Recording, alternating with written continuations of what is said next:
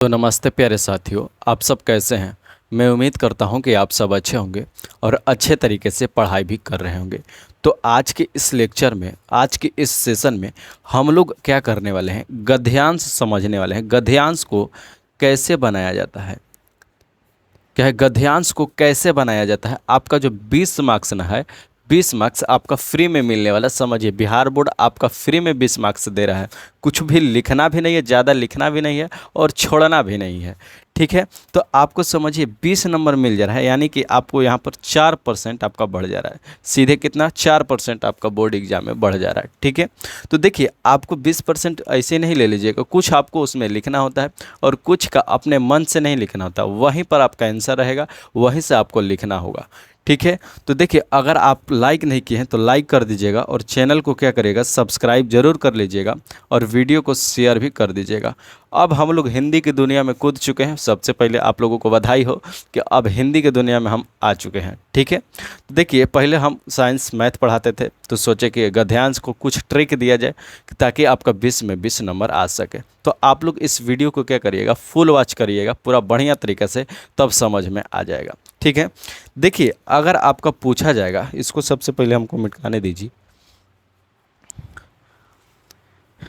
देखिए होगा क्या, आपका जैसे गद्यांश पूछेगा 20 मार्क्स का, तो सबसे पहले आपको पहला नंबर गद्यांश पर देखना है। सबसे जो आसान गद्यांश होगा उसी को बनाइएगा। तो देखिए आपका गद्यांश कैसे दिया रहेगा, यहाँ से स्टार्ट रहेगा, यहाँ से स्टार्ट रहेगा। यहाँ पर हम लिख कर नहीं लेकर आए हैं गद्यांश, स्मार्ट बोर्ड नहीं है। देखिए क्या है, गद्यांश आपका ऐसे लिखा रहेगा। ठीक है, हम ऐसे अंडरलाइन कर दिए हैं। देखिए आपका गद्यांश ऐसे लिखा रहेगा। ठीक है, और नीचे आपका दिया रहेगा प्रश्न। क्या दिया रहेगा, प्रश्न। और प्रश्न में कौन रहेगा, ये वाला जो लिखे हैं प्रश्न, वही प्रश्न रहने वाला है। तो देखिए अगर आपसे इस प्रश्न को बनाना है तो कैसे बनाएंगे। तो जो आपका सबसे पहला नंबर प्रश्न है, जो कि आपको यहाँ पर लिख दिए हैं, सबसे पहले पढ़ना है आदर्श। देखिए कोई सब ढेर बच्चे सब क्या होता है कि उसको पढ़ने लग जाता है, गद्यांश को पढ़ना नहीं है। अगर पढ़ेंगे तो आपका 5-10 मिनट टाइम ही वेस्ट हो जाएगा पढ़ने में, समझने में ही।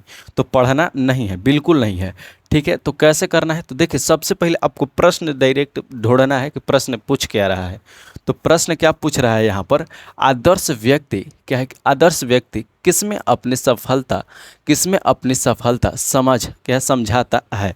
तो आदर्श जो व्यक्ति है वह अपनी सफलता किस में समझाता है। तो सीधे अब कहाँ जाएंगे, अब सीधे जाएंगे गद्यांश में, जो आपका यहाँ पर गद्यांश दिया रहेगा। अब गद्यांश में जाएंगे, देखिए आपको गद्यांश में हम लेकर जाते हैं।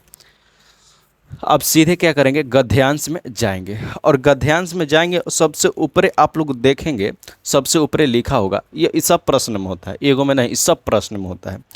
देखिए सबसे ऊपरे आपको लिखा होगा क्या, यहाँ पर इसका हमको आंसर देना है। तो सबसे पहले आपको ढूंढना है कि क्या पूछ रहा है, सफलता समझ आता है। तो यहाँ पर लिखना देखना है कि सफलता कहाँ समझ आता है, यानी कि यहाँ पर कहाँ पर लिखा गया। तो देखिए आपको सबसे पहले नंबर में यहाँ पर दिखाई दे रहा होगा सफलता समझ आता है।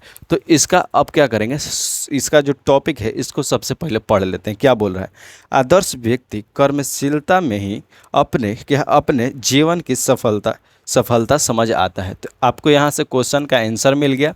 क्या मिल गया, सबसे ऊपर में ही आपको मिल गया कि आदर्श व्यक्ति किससे समझ आता है, सफलता से।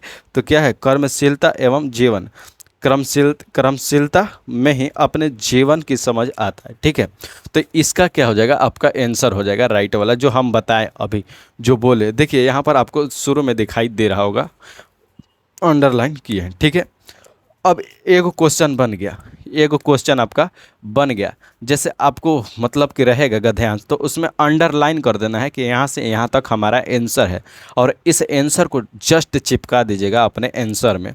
कहाँ पर, आंसर में चिपकाइएगा, आंसर शीट में। आंसर शीट में क्या करिएगा, आप लोग चिपका दीजिएगा। ठीक है, जस्ट यहाँ पर आंसर शीट में लिख देना है। अब एक पहले का क्वेश्चन बन गया, अब दूसरा का क्वेश्चन बनाना है। तो क्या करेंगे, अब सबसे पहले फिर पढ़ेंगे क्या है, आदर्श व्यक्ति का शेष समय किस कार्य में व्यतीत होता है। जो आदर्श व्यक्ति होता है उसका जो शेष समय होता है उसका किस कार्य में समय व्यतीत होता है, तो किस कार्य में। तो अब हम क्या करेंगे, यहाँ पर कोई सा भी मेन पॉइंट हम ढूंढ लेते हैं। जैसे समय, तो समय यहाँ पर कहाँ लिखा गया है, सबसे पहले समय ढूंढेंगे। तो यहाँ पर क्या है, समय, समय, समय, यहाँ पर आपका समय देखिए, यहाँ पर दिया गया है समय क्या है, शेष समय जन सेवा, क्या है, जन सेवा में व्यतीत कर होता है, व्यतीत होता है। तो यहाँ पर आपको दिया गया है इसका आंसर में, देखिए आपको नहीं विश्वास है तो देखिए यहाँ पर दिया गया है, यहाँ पर शेष समय जन सेवा, क्या जन सेवा यहाँ में होगा, जन सेवा में व्यतीत होता है। तो कहाँ पर होता है, तो यहाँ पर इसका भी हम लोग आंसर दे दिए, सेवा में व्यतीत होता है। तो समझिए आपको कैसे बनाना है। सबसे पहले आपको प्रश्न पढ़ना है। क्या आपको सबसे पहले प्रश्न पढ़ना है। प्रश्न पढ़ने के बाद कुछ यहाँ पर से कुछ मेन पॉइंट ढूंढ लेना है। जैसे हमको समय, समय पूछ रहा था, तो हम क्या किए, समय को ढूंढ लिया और सीधे जाएंगे अब प्रश्न में। अब देखेंगे कि समय कहाँ पर लिखा गया, समय कहाँ पर लिखा गया, तो ऐसे ढूंढना है। अगर आपको समय दिखाई दे दिया तो उसको सबसे पहले फिर टॉपिक को पढ़िए कि उस टॉपिक में बोल क्या रहा है समय के बारे में। तो उस टॉपिक को अगर आप पढ़िएगा तो समझ आएगा कि समय के बारे में बोल क्या रहा है। आंसर होगा, जस्ट आंसर आप लोग लिख लीजिएगा। आंसर नहीं होगा, अगले मतलब कि नेक्स्ट टॉपिक पर आप लोग देखते चलिएगा कहाँ पर समय लिखा गया है। ठीक है, सबसे पहले आपको पढ़ लेना है एक बार। जैसे टॉपिक मिला ना तो आपको पढ़ लेना है, ऐसा नहीं कि डायरेक्ट आंसर छाप दिया, नहीं, आपको पढ़ लेना है। ठीक है, अब जैसे यहाँ पर इसका दे दिया हम लोग, अब इसका दे दिया संतोष किसका धन है। तो अब हम लोग देखेंगे इसमें मेन पॉइंट क्या है। इसमें मेन पॉइंट हम लोगों का संतोष है। तो देखिए इसमें संतोष कहाँ लिखा गया है, तो यहाँ पर हम ढूंढते हैं संतोष, संतोष का है। तो देखिए यहाँ पर लिखा गया है संतोष उसका धन है, यानी यहाँ पर लिखा गया है उसी के कार्य कुशलता देखकर लोग दांतों तले उंगली, क्या है, उंगली दबाते हैं, संतोष उसका धन है। तो यहाँ पर इसका राइट आंसर क्या हो जाएगा, तो इसका आपका राइट आंसर हो जाएगा संतोष वाला। यह आदर्श एवं कर्मशीलता है, क्या है, आदर्श एवं कर्मशीलता है। तो इसका भी हम लोग क्या किए, इसका भी आंसर दे दिए कि संतोष कैसा लड़का था, उसका धन क्या था, तो वह आदर्श था एवं क्या था, कर्मशीलता था। तो उसका राइट आंसर हो गया। समझ में आया। अब देखेंगे कौन परिस्थितियों, क्या है, कौन परिस्थितियों का दास नहीं है।